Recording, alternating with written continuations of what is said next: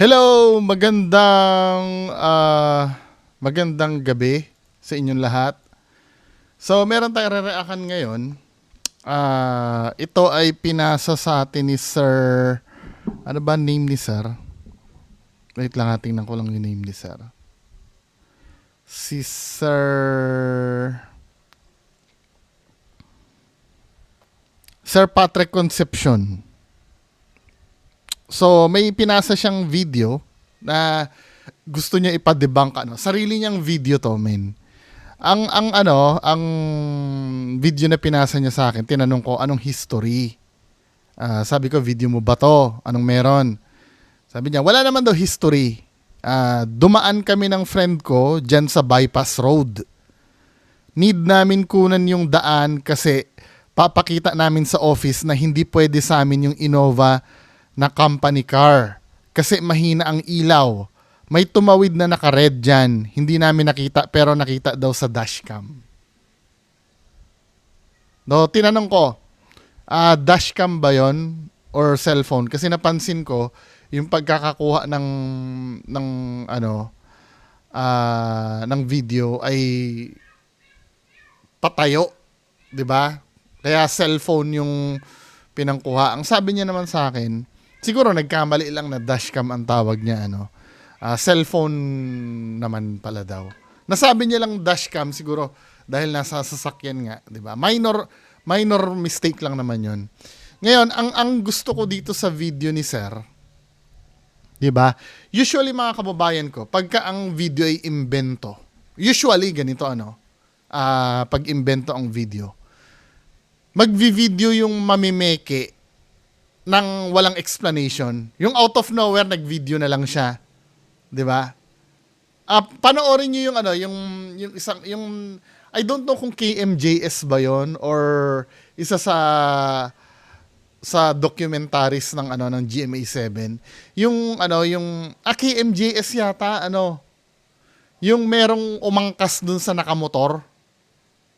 'Di ba? Parang vinivideohan niya, parang out of nowhere, nagvi-video siya, then napansin niya may nakaangkas sa motor. Tapos ang explanation niya, wala lang, nag-video lang ako. Hindi pwedeng wala lang nag-video ka. Ibig sabihin, may layunin kang i-record yung moment. Kasi ang pinapalabas kasi nung may-ari ng video, parang nakuhanan niya accidentally sa video. Hindi pwede mangyari yon kasi nag-on ka ng video mo eh.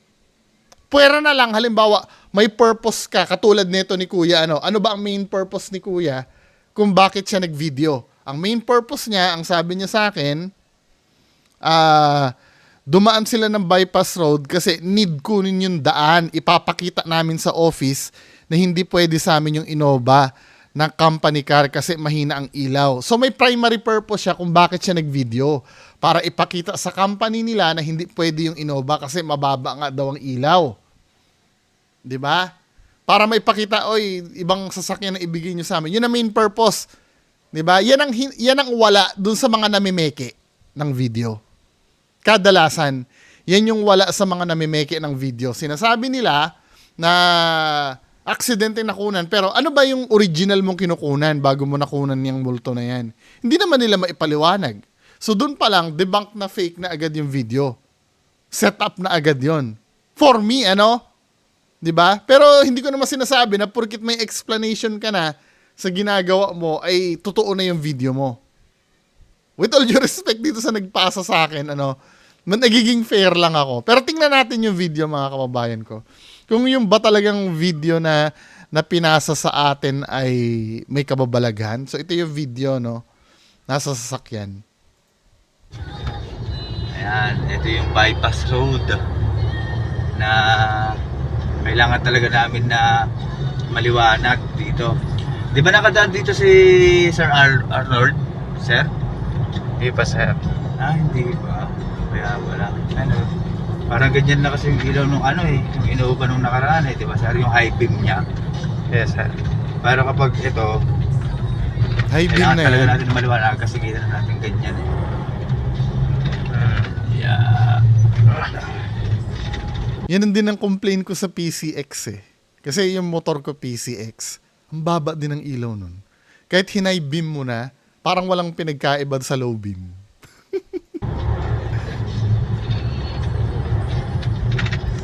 Yun.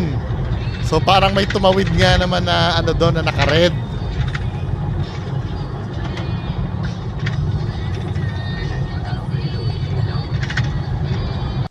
Ngayon, ang tanong ko, fake ba itong video? Hindi naman fake. 'Di ba?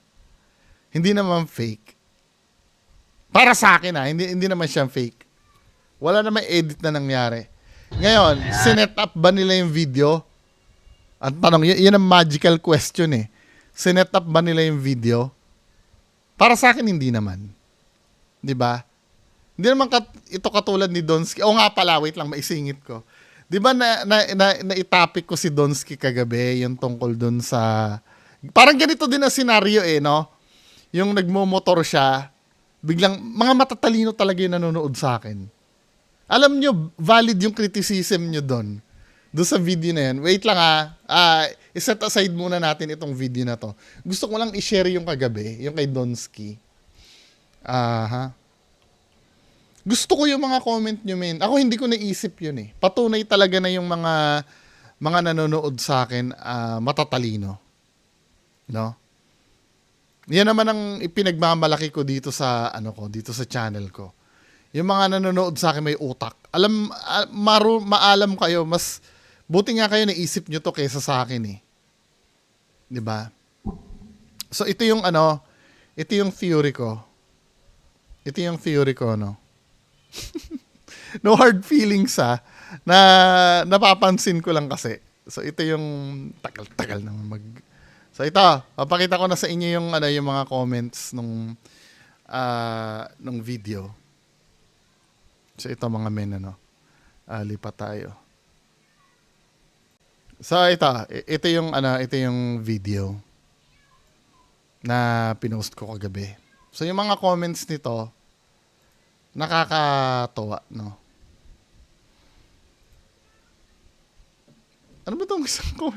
Parehas kayo scripted Haha, malala ka pa nga dahil nagtatago ka sa maskara mo. Pinagkakitaan mo ang video niya. Quits na kayo, ganun lang yun. Ano naman ang kinalaman ng maskara ko na naman? Anyway, dito, may explanation dito Gusto ko yung mga comments dito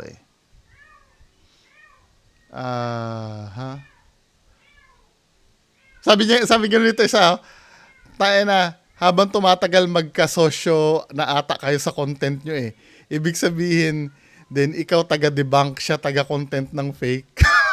Uy, pwede Pwede. Pwede. Pwede. Uy, Donsky, gumawa ka pa ng peke. Di ba? Pero papayag ba si Donsky na ganun-ganunin siya? Di ba? Sana ba yun? May mga gusto kong comment dito Sabi dito kasi, gusto ko yung theory na to Ito, sabi ni Papa LTV, sabi niya, Sir Bungo, sa tingin ko, sakay sa likod ang white lady niya habang patungo sa site. Nung tumigil na siya sa may falls at pinatay ang nakamotor, doon na bumaba ang white lady at nag-set up sa unahan. Dami niya munang dada doon para makapag-set up sila doon. Oo, maganda ito. Maganda ito, di ba? Kadalasan yan ang sinasabi dito sa may banda. Ayan ramdam ko may angkas si Donsky tapos huminto at binigyan ng time kasama niya para magbihis ng costume. Oo. Di ba? Ang gagaling ng mga viewers ko, men. Di ba? Oo nga, naisip ko yon na si Donsky nagmumotor, kaangkas niya na si Boy Balod. Then, suddenly, biglang huminto siya doon, daldal siya ng daldal doon sa may waterfalls. Pumupunta na si Boy Balod doon sa may sesatapan ng pagpapakita niya. Di ba? Ganun mag-isip dapat.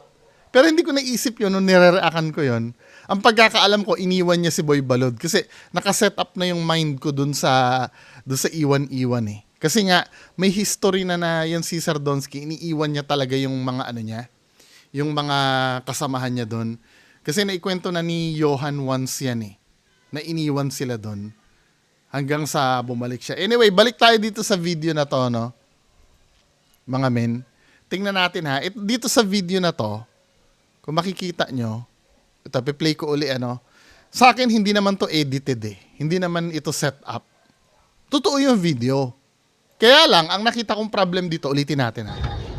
Ayan, ito yung bypass road na kailangan talaga namin na maliwanag dito.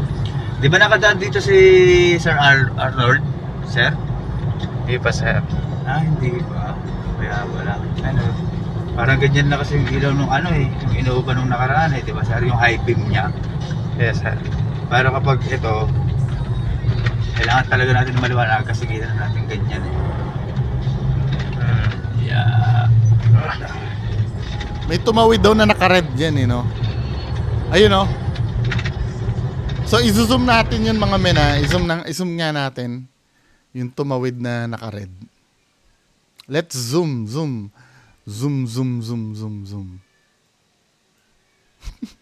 Natawa ako doon sa kasosyo niya si, kasosyo ko si Donsky.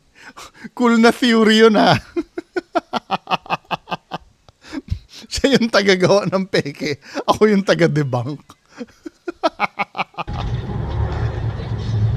Oh, ito yung tumatawid. For me, hindi siya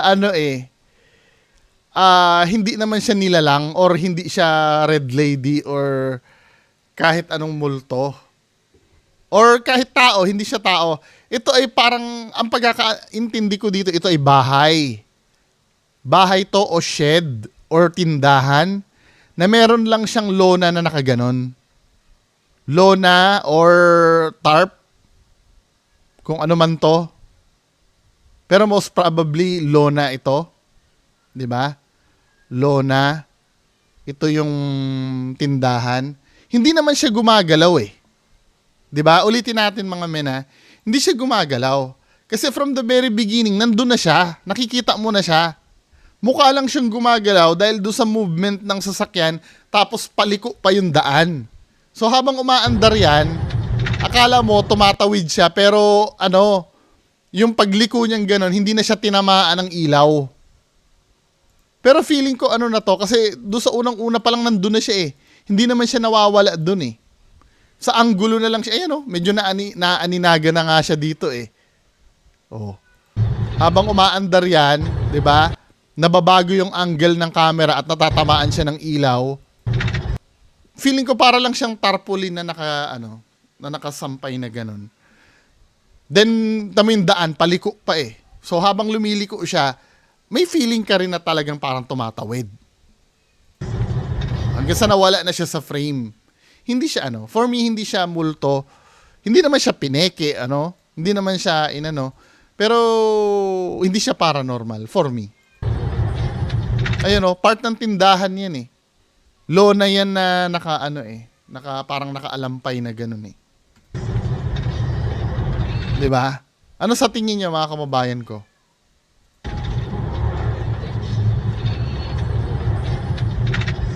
Ayun hindi na siya hindi na siya tinamaan kasi ng ilaw. Kaya tuloy ang dating ay para siyang nawala.